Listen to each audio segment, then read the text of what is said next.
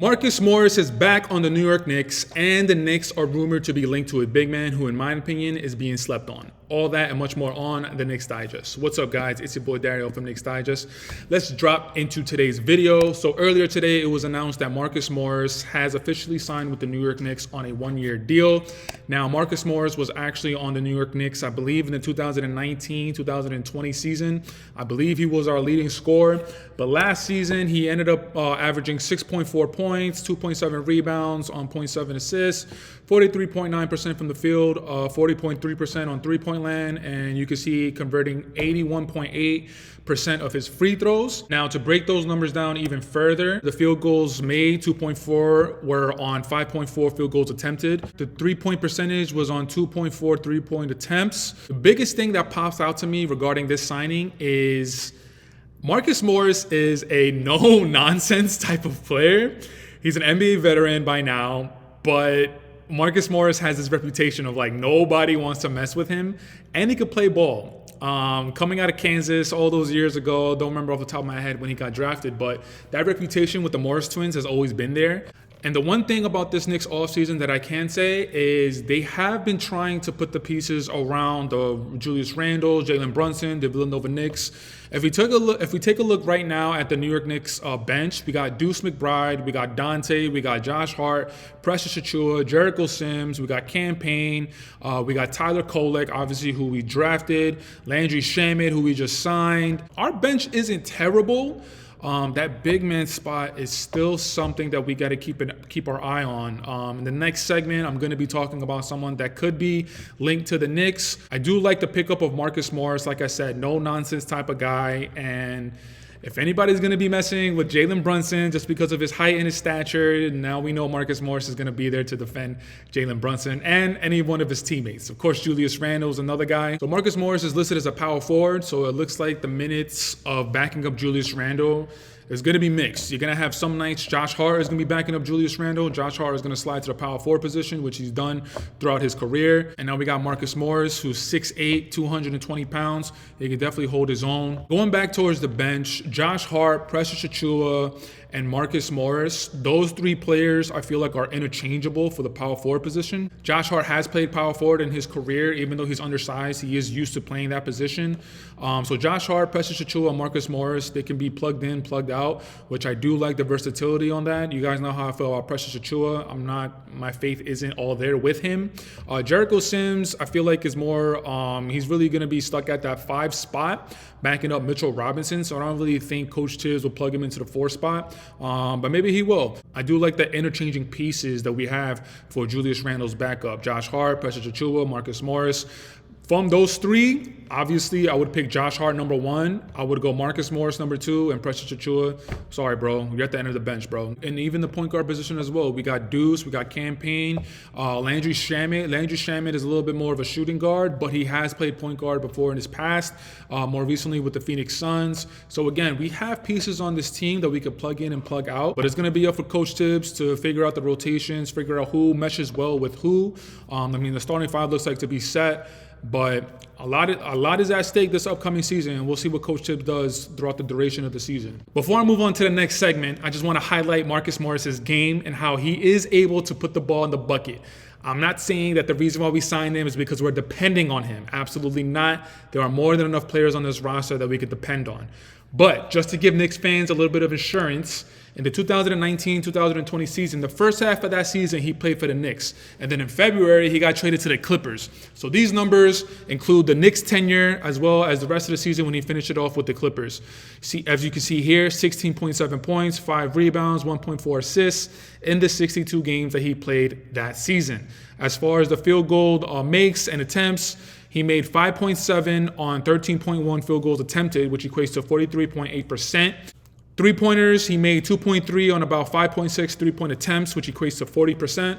A 40% three-point shooter, yes, that is the number. That is the sweet spot. Like I said before, anywhere between that 36 to like 38, 39%, you're looked at as a respectable three-point shooter. Once you start hitting the 40%, then you're looked at as a really good three-point shooter. So for Marcus Morris being able to have that in his game, now we have somebody else on the roster that if Jalen Brunson, Landry Shamet, Deuce McBride, if they attack the paint and then they kick it out, we have somebody who is a little bit of a reliable three-point shooter. And again, I must repeat myself. I know that we're not relying on Marcus Morris, and that's not the reason why we're signing him. We got Randall, we got Brunson, but it's just nice to know that we have somebody else that can create offense for himself. And during that season with the Knicks, he had a career high 38 on the eventual team that he got traded to, the LA Clippers. So again, having Marcus Morris, it's some good insurance to have backing up Julius Randle, somebody that can come in, put the ball in the bucket, create offense for himself 100%. And with that 40% averaging from three-point land, it's nice to have someone that we can rely on hitting three-pointers. Now, Marcus Morris stints in the past, the Clippers, the Phoenix Suns, I believe, Boston Celtics. He kind of falls within that Landry Shamet campaign world where you sign him and you expect a little bit more from him, but then when he gets to the team, he doesn't really produce. So we'll see what Marcus Morris can bring to the table and we can add to the team. Now, moving on to my next subject, I'm going to be talking about a big man the Knicks are linked to. Yes, Isaiah Stewart of the Detroit Pistons. So Eric Pincus from Bleacher Report, he lists Isaiah Stewart as a realistic dream target for the Knicks. Isaiah Stewart of the Detroit Pistons may be a natural fit. He's about the same height as Precious Achiuwa, but has a bigger body. So Isaiah Stewart, I feel like a lot of NBA fans would know of him because of that LeBron James incident he had maybe like 2 seasons ago now. It's like 2 or 3 seasons ago where the Lakers were in town and then Isaiah Stewart, I don't know, something happened on the free throw line and he went crazy and then he ended up trying to attack LeBron James, but he's the one that ended up with like a bloody eye. That's kind of like Isaiah Stewart's claim to fame. But one thing I like about Isaiah Stewart is something that I think the organization is really trying to focus on. They're really trying to focus on targeting tough-nosed guys. I mean, I just finished talking about Marcus Morris. We all know the reputation that the Morris twins have throughout the league. Isaiah Stewart is another guy who has a reputation of just no nonsense, and he's not going to be falling for any of that. As far as Isaiah Stewart's game last season for the Detroit Pistons, right here, 11 points, 6.6 rebounds, 1.6 assists in the 46 games he played. The field goal makes were 4 out of 8.3 attempts, which equates to 48.7%. Three-pointers is something that Isaiah Stewart has in his game. 1.5 makes on 3.8 three-pointers attempted, which equates to 38.3%, which is not too shabby. If you're going to be a respectable three-point shooter, you do have to be anywhere between that 36 to 38, 39%. And Isaiah Stewart has that in his game. So again, another big man, and looks like the evolution of the big man is just like you got to be able to have a little bit of a back to the basket type of game, but more so you definitely need to be able to shoot. But Isaiah Stewart, the Knicks targeting Isaiah Stewart, depending on what we would have to give up in a trade package. Isaiah Stewart, I think, starts with the Detroit Pistons. I'm not sure if I would want to give up Mitchell Robinson. I'm not sure what the trade package would look like for Isaiah Stewart. The one thing that I do know about Isaiah Stewart is that I just like how tough-nosed he is. And if we're talking about the Knicks, of course, everyone's going to be talking about the Pat Riley days in the 90s. And Pat Riley always talking about we're going to be the most in shape, we're going to be the most tough team. And we all know the history of that team. Just nobody would want it to go in the paint. Everybody that was going to go in the paint, they were going to be knocked on their asses. And it looks like the organization, they're trying to target guys that fall within that frame. If we target Isaiah Stewart for a backup big man position, I'm all for it, especially if Precious Achiuwa is in that trade package.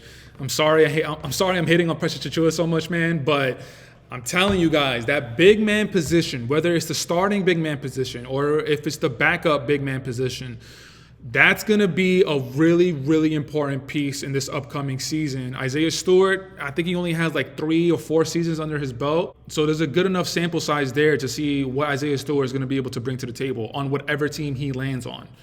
But again, depending on the trade package, who we give up, maybe the amount of draft picks that we have to give up, that we got to wait and see. But until next time, you guys know the drill. You guys know the vibes. Jalen Brunson for MVP. The Deuce is loose for co-MVP. Taj Gibson for president. Mikal Bridges for Defensive Player of the Year.